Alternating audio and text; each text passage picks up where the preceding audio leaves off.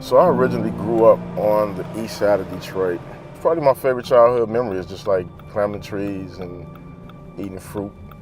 I was an honor roll scholarship student for most of the time that I actually was in school, but my mother and my father went through a very tumultuous divorce, kind of back and forth, and so I decided to run away, and that's how I got caught up in the street culture.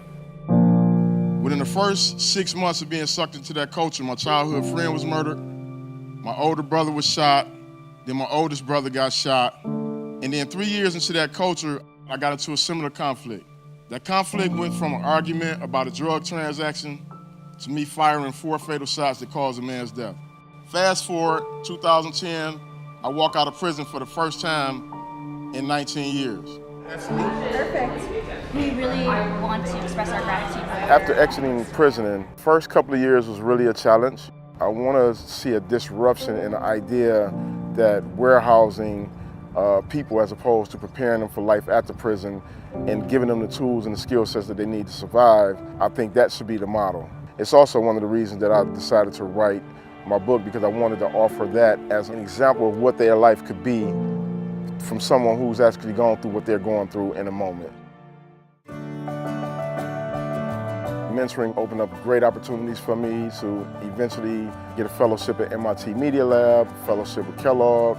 I've been able to live out one of my biggest dreams, which was to meet Oprah Winfrey. I've had an opportunity to go to the White House. I started another project called the Atonement Project while I was teaching at the University of Michigan, because I think it's really important that when you're successful, that you continue to engage children from your community and where you come from, so that they too can dream of making their dreams come true.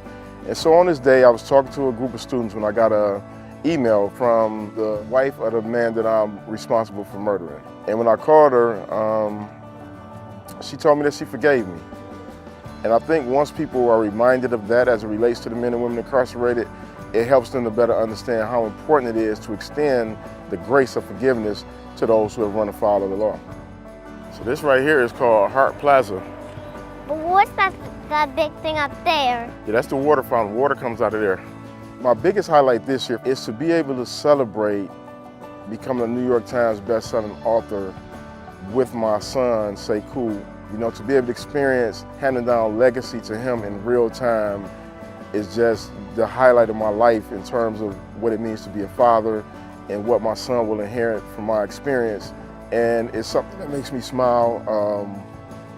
It's something that makes me smile every day when I think about it. And as a father, it's something I'm extremely proud of, that when he looks back on these days and times, he'll be able to say that my father made a difference. He's really serious. He's serious about it. Because if you want to be a warrior, then you have to be better than someone else. That's the right thing to do.